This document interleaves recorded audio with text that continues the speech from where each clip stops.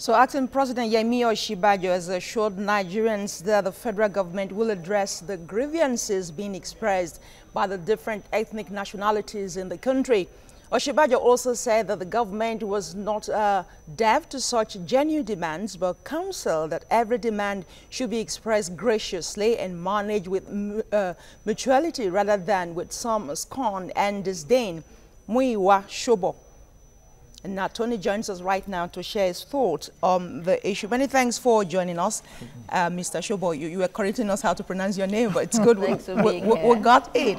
But really, what do you make of these agitations and, of course, the acting president's reassurance? I think I agree with the acting president because the fact that we have to remind ourselves sometimes that we're all Nigerians show that maybe we have to work on this unity more. So I agree with him that we need to talk.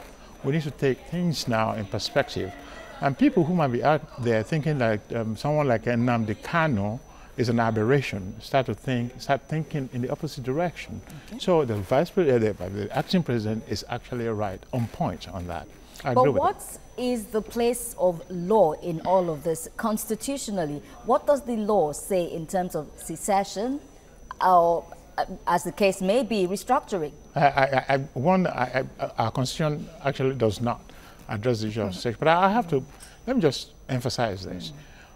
There's nowhere in the world where you find a template for how Nigeria should be governed. There's nowhere in the world, there's no country in the world with 250 or so ethnicity and two major religions that are growing apart conservatively, trying to work together. Nowhere. So there's no template for it. Our constitution does not actually address the issue of secession because the constitution actually assumes that we are going to be living together as one people, and giving us this US-based template that we've been working with, and the parliamentary system that we had before the incursion of the military. My opinion is we have to look at both and look at where we have gotten it wrong and try to come up with something, I believe, something that is unique to us. Incidentally, many have blamed that same constitution, that the constitution itself is not reflective of the will of the people. I was reading an article today by Anna Breaks, one of the activists in the Niger Delta. It says the constitution says we the people, but the people didn't write that constitution. The people didn't come together and put that constitution together. That from the get-go, the problem is with the constitution. Well, I think he's correct because there was no referendum or anything that we would come together and say we the people. But those who authored the constitution, they are part of us. So they are people, but not people in the legal sense, where we all have to sit down and have input into how we are governed. And that was a great mistake. And that is why we are where we are now. At some point, we as a people must sit down and come up with something that works with us. Not looking into the US template or the European template, but something that works with us, that will bring us together. At the end of the day, each ethnicity must be able to determine what it wants. Whether it wants to be in Nigeria or wants out, we have to give them reasons to stay in Nigeria, not just something. All right, the acting president, Osinbajo, has said in order to address the grievances, do you think that he will maybe come up with or refer to the National Conference report? Is there any likelihood of that happening? I don't see him referring to the National Conference. One, this was done by another party, not his party. So if he comes and says, well, let's go back and look at it, it's not out of question for him to look at. But that process was politicized at the end of the day.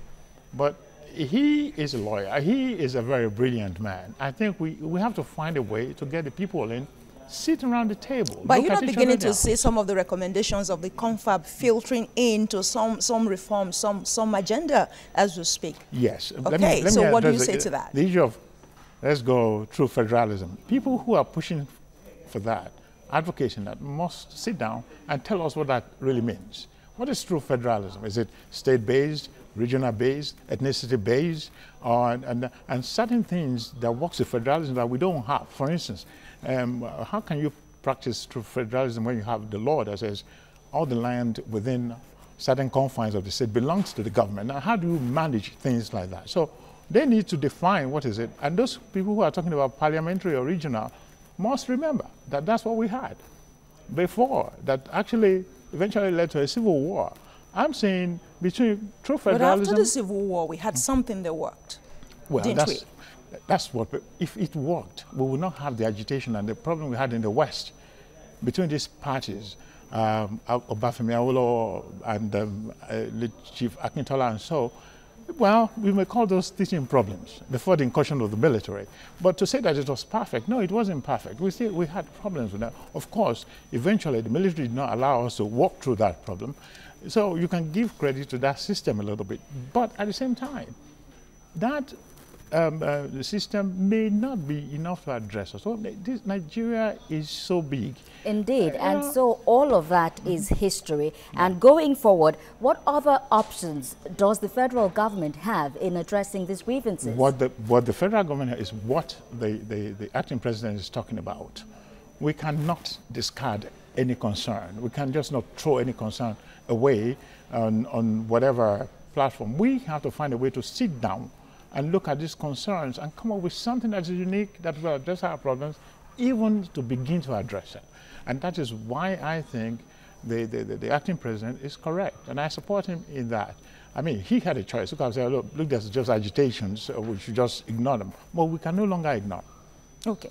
You said earlier that our constitution does not recognize the issue of breaking away, but some UN charter recognize that if you want to go on a peaceful journey, bon voyage, but just make it peaceful, live at peace with others. That's what the UN charter says, and we are signatories to that, to such charters, really. So how does that stand with what we have? Let us talk about the UN charter. Now, you see, the UN charter, when it talks about a people moving away, which it's the right of a people to determine its own destiny, that is written as acceptable. When you talk about a people, we have to have a format of hearing those people, maybe a referendum of some sort. Yes, they have the right to go, but now, how many out of those people actually agree with that right now? We have to determine that. If majority of the people say, well, we want to go away, we do not have the right to force them into any union.